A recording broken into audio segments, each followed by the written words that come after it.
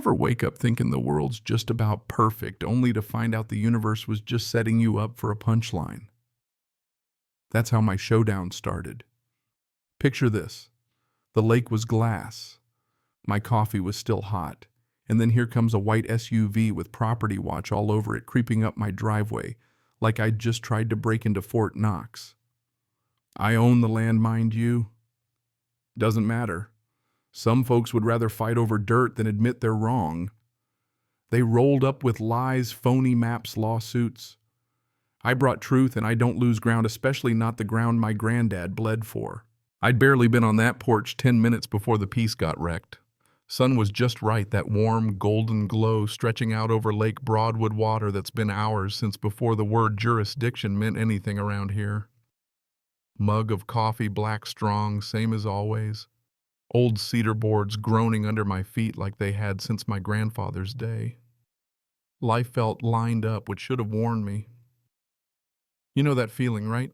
When things are a little too perfect and fate standing there with a whoopee cushion. Then I heard a crunch of gravel. Not a neighbor's pickup, not a kid on a bike. This was official.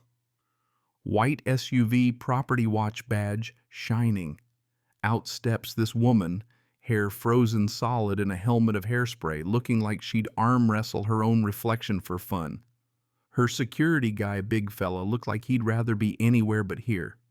Up the steps she came, no. Hello, no. Can I come in? Just full dentist energy about to pull a tooth, whether I asked for it or not. Good morning, she goes, but it sounds more like a threat. I'm Karen Woolbridge, president of the Broadwood Vista Homeowners Association. I just nodded. Congratulations, I said, sipping my coffee. She narrowed her eyes. This structure, she waves her iPad at my granddad's cabin like it's cursed, is on community property controlled by our HOA. You're occupying it illegally. Now, I'd heard some wild stuff from HOAs before, but this took the cake. That's interesting, I told her, because I own this cabin and the land between here and the lake. Bought and paid for since the 60s. I've got all the paperwork. Went inside, grabbed the folder, deed, bill of sale, the whole 9 yards, handed it over. She didn't look. Tapped her tablet. Our records say otherwise. This is an abandoned temporary structure. If you don't vacate by the end of the day, the HOA will take action. End of the day, I laughed. You work fast. She stiffened, turned on her heel, and left with her security guy trailing like a sad balloon. You could practically hear the theme music in her head. Didn't even get to finish my coffee before the cavalry showed up. 20 minutes later, another crunch of gravel. Now it's a sheriff's SUV. And guess who's riding shotgun? Karen, grinning like she's leading a parade.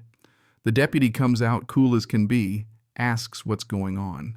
I hand over the folder, deed survey, all of it. He checks he actually reads the papers. Looks valid and old, he says, matching my documents with county records. Karen starts in again, voice going up an octave, but the deputy just hands me back the folder. Ma'am, this is his property. She nearly pops a vein. I'll sue you, she hisses at the deputy. Then at me. This isn't over. I'll go to the county, the governor. You can't just sit here on land you don't own. Well, I can and I will, I said, leaning on the railing. Off she went in a cloud of dust, as if angry driving made her case stronger. I figured that'd be it. Huh. Next morning, the lake's calm air, crisp. I'm thinking maybe things are back to normal. Then I hear it. Not a mower, not a boat. Something heavier. Walk down and find a work crew unloading concrete forms and steel piles right on my property. New sign stuck in the ground. Coming soon. Private lakefront pier for HOA members only. I almost dropped my coffee. Karen had lost her mind. Morning, one of the guys calls all cheery. Pour in footers before noon, so steer clear.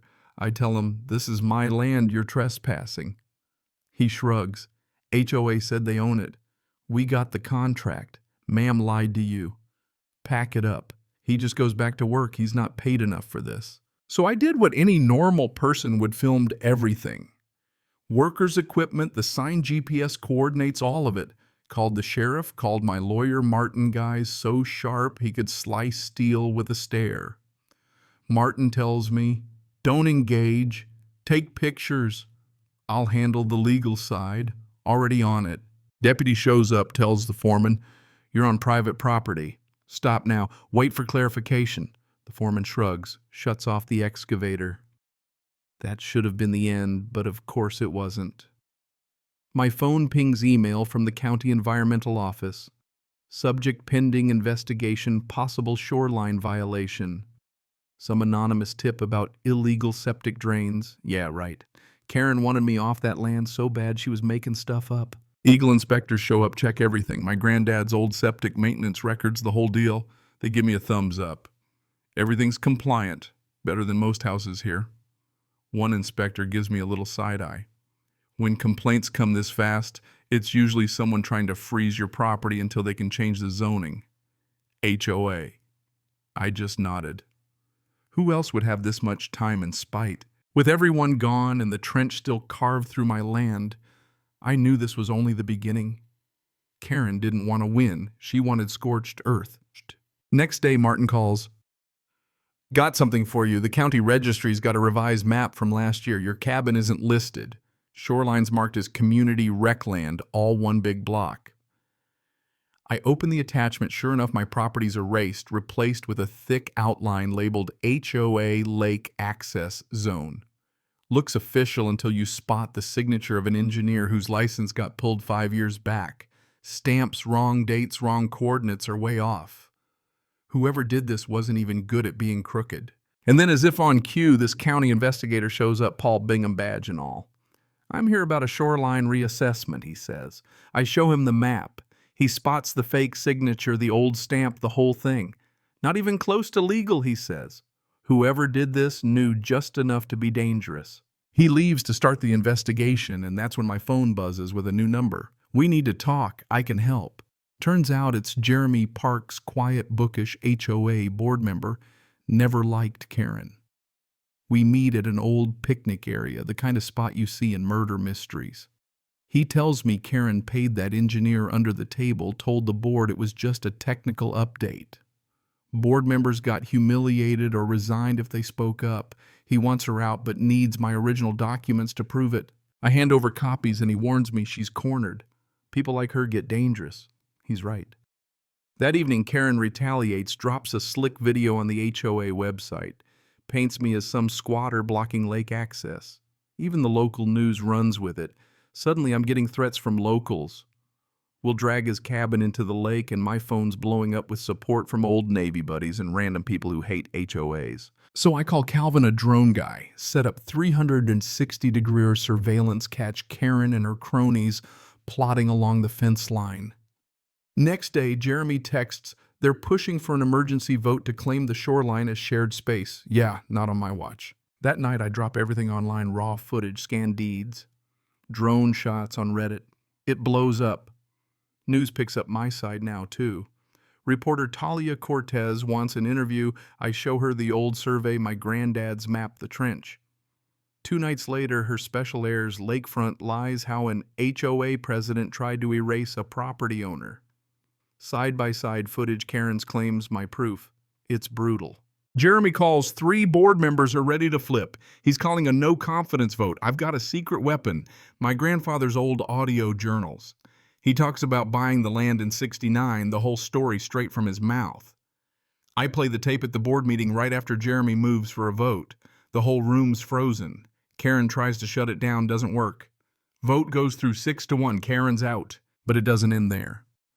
County's findings come in multiple violations. Criminal charges, even embezzlement. Turns out the construction company was owned by her nephew. Charges stack up. Press is everywhere. HOA fraud uncovered. Karen shows up at court all sunglasses and attitude. Judge isn't having it. Lays out the facts, rejects her bad advice. Defense slams down the gavel. HOA fined nearly $500,000. Karen cuffed and let out, heels clicking like a bad memory. Couple days later, her house comes up for auction. Martin asks, "Want to make an offer?" I bid low, win it for a fraction. Didn't want the house, just wanted her to see my name on the deed. I hang a new sign, private property, no trespassing. Former home of Karen Woolbridge. Terminated 2025. After that, it's clean up physically, politically, you name it. Jeremy becomes president. Scraps the property watch. Nonsense. People start waving when they see me. Some even apologize for believing Karen. Even the media does a follow-up, and suddenly my story's a rallying cry for property rights. Best part. Quiet mornings, coffee on the porch. Fishing with neighbors again. The old dock house becomes a clubhouse for locals. No drama, just stories and lake air. I end up speaking at a statewide summit about property rights.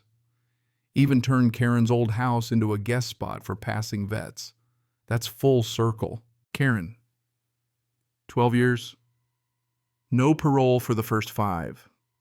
HOA gutted. Neighborhood peaceful. And me, I hand out new bumper stickers every spring, doc, with permission, not entitlement. Property rights 1, Karen 0. The lake's still here, still ours. And every time someone asks about justice, I just tell them, sometimes all you need is the truth, a good lawyer, and a hot cup of coffee. So what do you think? Was justice served? Have you ever tangled with an HOA? Drop your story below. Let's see how many of us are out here defending our little patch of peace. And hey, don't forget to share this with someone who could use a laugh or a little inspiration to fight back.